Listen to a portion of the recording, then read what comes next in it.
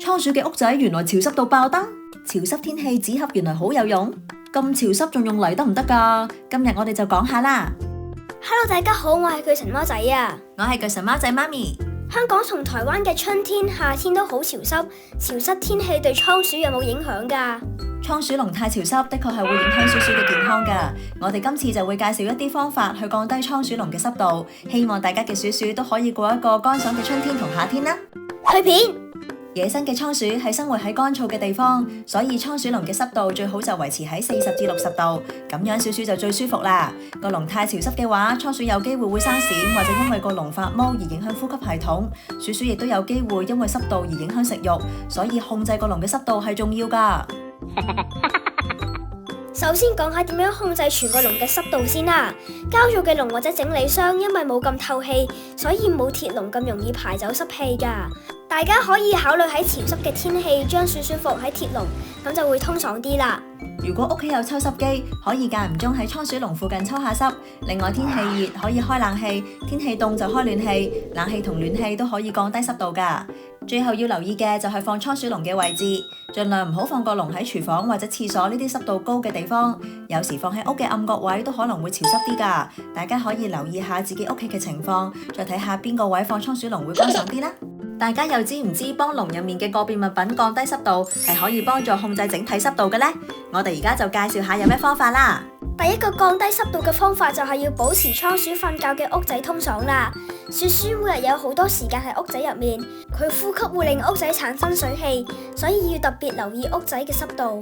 市面上有唔少倉鼠瞓覺嘅屋仔都係用膠做，多數膠做嘅屋仔都唔夠通爽。解決呢個問題嘅方法就係喺間屋嘅面鑽啲窿啦。另外仲有一個方法就係索性喺揀屋仔嘅時候揀一個個頂可以打開嘅屋仔，咁就可以間唔中打開個頂，等間屋仔可以疏下氣。尤其如果你買嘅係陶瓷做嘅屋仔嘅話，就更加需要揀一個開到個頂嘅屋仔，因為陶瓷屋鑽唔到窿，咁就更加難疏氣噶啦。咁用木屋會唔會好啲啊？因為木材疏氣好啲喎，冇咁容易潮濕喎。正常係好啲嘅，不過我哋俾 Coffee 用嘅木屋都係唔夠通風，所以我就拆咗其中一面牆，再塞翻多啲紙碎喺個大窿側邊，跟住個問題就解決咗，乾爽咗好多啦。所以木屋有個好處就係有啲款式係4面牆都可以拆開，但當然木屋都有個壞處就係易啲發毛，一見到發毛就要即刻換走佢噶啦。如果屋企有鞋盒或者其他厚身嘅紙盒，其實都可以用呢啲嚟 DIY 屋仔俾倉鼠㗎。紙盒唔單止可以俾倉鼠用嚟咬，仲可以好有效咁吸走啲濕氣。不過當然紙盒做嘅屋仔唔會好襟用，因為好快就會俾倉鼠咬爛。但係以清爽程度嚟講，紙盒係相當唔錯㗎。最後無論係揀膠屋、陶瓷屋定木屋，都建議大家喺入面放啲紙碎或者其他墊材，咁會吸濕好多㗎。第二樣可以降低個籠濕度嘅方法就係勤力啲清廁所啦。鼠鼠個廁所會有佢哋嘅尿喺入面，如果養雌性倉鼠仲可能會有分泌物喺入面添，所以鼠鼠個廁所濕氣好重，潮濕天氣最好就日日都清走廁所入面吸咗濕嘅墊材啦。如果大家好似我哋咁個倉鼠廁所係用泥嘅話，個廁所濕度就預咗會再高啲添。喺英國或者其他西方國家氣候乾啲，好多人會全個籠都用泥俾鼠鼠，希望可以製造一個天然嘅環境俾佢哋。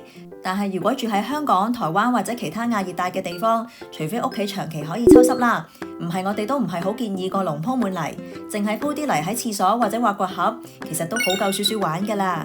另外有啲鼠鼠喺跑輪嗰陣會喺跑輪上面留啲尿，所以見到跑輪有尿就要即刻抹走佢，因為跑輪唔會有墊材，唔抹走啲尿漬，除咗會增加濕度之外，仲會影響衛生㗎。第三個可以降低濕度嘅方法就係唔好擺生果或者新鮮蔬菜入去個籠度啦。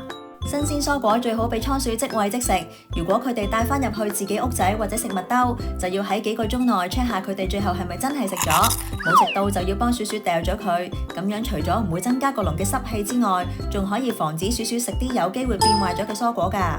最後一個可以降低個籠嘅濕度嘅方法就係睇實水樽有冇漏水啦。水樽漏水漏得勁就自然會增加籠入面嘅濕氣，所以發現水樽漏水就最好換咗佢啦。另外，如果水樽有漏水或者鼠鼠整跌咗個水樽，就要盡快清走俾水整濕咗嘅墊材。濕嘅墊材除咗會增加濕度，仲有機會噏住籠入面啲木做嘅用具，搞到啲用具發毛㗎。只要大家留意多啲倉鼠籠嘅變化，就住氣候變化轉換下啲用品配置，或者清潔得密啲，咁就可以避免個鼠籠濕氣過重噶啦。